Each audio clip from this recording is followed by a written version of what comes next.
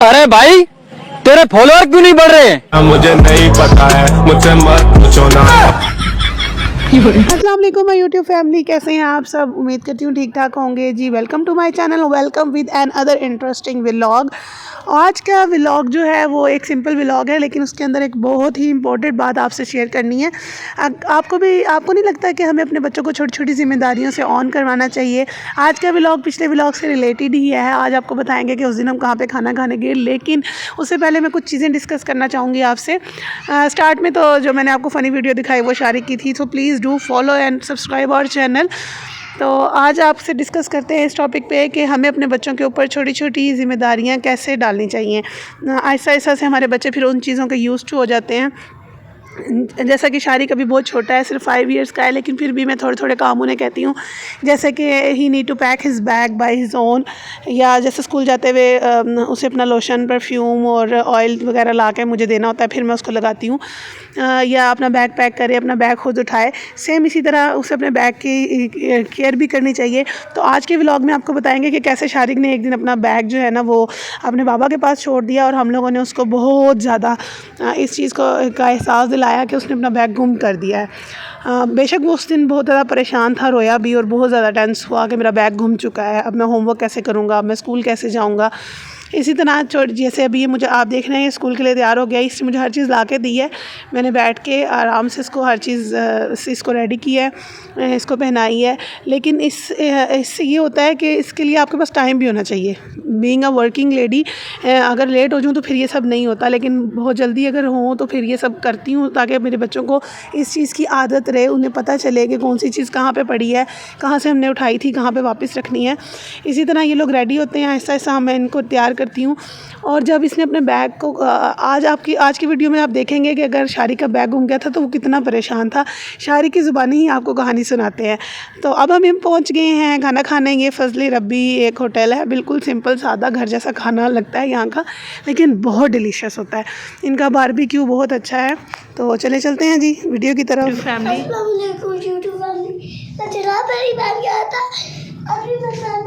करो ना, क्या हुआ है आपके गले को? खराब हो गया है। गला खराब हो गया है? क्या कर रहे हो, सॉक्स पहन रहे हो? अच्छा उकाशा, आप सुनाएं क्या कर रहे हैं आप?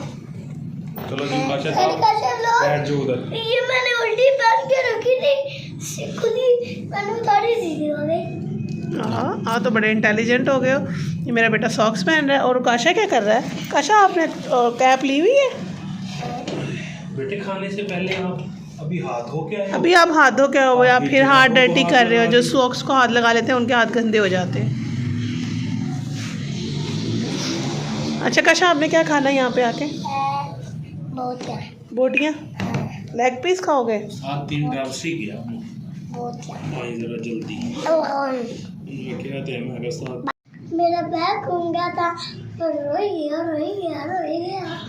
फिर पापा ने बताया, हेलो बेटा मेरे पास रास्ते में गिरा हुआ, मैंने उठा लिया। आपको पता नहीं चला था कि आप आपका बैग नहीं दिया पापा ने? नहीं, ये क्रोस देख रहे हैं, तो ऐसे देख रहे हैं ये।